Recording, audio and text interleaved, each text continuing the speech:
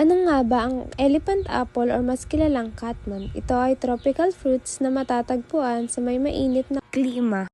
Natural itong tumutubo. Ginamit namin ito dahil napansin namin na nasasayang at hinahayaan na lang mabulo. Bilang eco-friendly, ginamit namin ang balat ng catmon upang maging board wall sapagkat may potential itong maging sustainable at maaari din itong makatulong sa pagbabawas ng agricultural waste.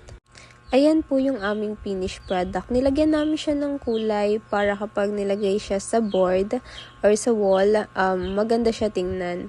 Ayan po, nakikita niyo po, ito po yung raw po namin na hindi po namin nilagyan ng paint para nakikita niyo po yung details niya.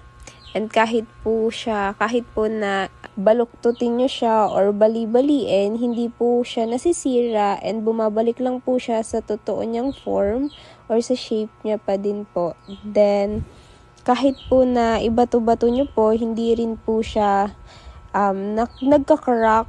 Hindi po nagkakrak yan. Ganun po katibay yung pagkakagawa namin.